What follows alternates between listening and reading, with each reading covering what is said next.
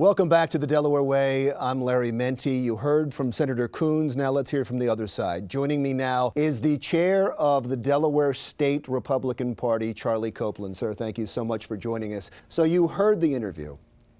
Anything jump out at you? Well, I mean, there were a couple of things. First off, Senator Coons has learned very well how to drop into political speech. So, like with the I-495 comments, where he immediately said, this is why we have to work together in Washington to, fund transportation projects and whatever. Well, there are only 100 people in the U.S. Senate who can force them to work together, and those are the people that are there, and he's one of them. And if they want to work together with the House of Representatives, then, don't turn to me to say we ought to work together. Work together. Call up the leadership of the House on the Republican side.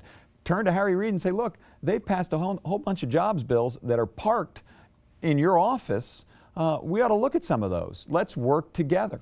But he'd rather proselytize about it and try to earn some points rather than actually accomplish something. Let's talk about the VA, because he wrote a letter to the VA in Wilmington to ask if they, apparently at this point it seems like that's all he's done, but he's waiting for the investigation. To be fair to the senator, he's waiting for the investigation. Before the scandal broke, did he do enough for the Wilmington VA? If he were doing enough for the Wilmington VA, we wouldn't have had a scandal. This is, and I served in the Delaware General Assembly, so I mean, I've lived the life of a legislator, obviously lower profile, lower scale, and generally speaking, nobody wants to come out on an issue because they're afraid. But once it's a crisis, you solve a crisis, you're a hero. And so he had an opportunity, because I know people who have complained about the VA for years, former members of the National Guard who are here in Delaware. Our Attorney General was in the National Guard. He probably got better health care out of them than others. But, he had to know, because people had to be saying, look, Senator, they're not doing this, they're not doing that. I'm waiting this period of time. And yet there was no digging into that or looking into that. And so, that's how you get to a crisis, by people ignoring the signs along the way. Just like 495, where 55,000 tons of dirt don't show up there over a weekend. This has been over a number of years.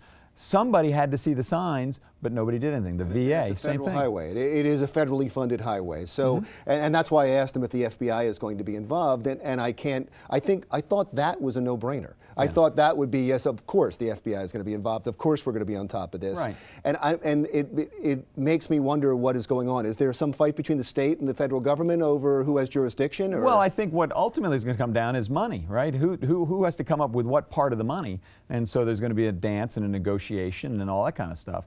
At the end of the day, the federal government, as we have seen, can print as much money as they need. So I think ultimately it's going to come out of the feds. And the contractor that everybody's sort of pointing to at this point in time, well, that guy didn't wake up one day and say, I'm just going to start dumping dirt under 495. He did that under contracts. He did that under authorities.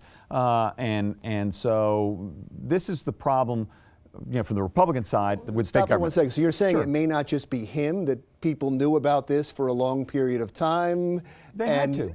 I mean, 55,000 and said it was okay? tons. Yeah. So people in government looked at this happening and okayed it. Well, if you're the DelDOT inspector or the DENREC inspector, which are the local Delaware agencies, or you're the federal transportation folks, and you're seeing bigger and bigger pile of dirt forming under I-495, don't you think somewhere along the way you'd ask a question? So are you calling for a federal investigation? I think that we should.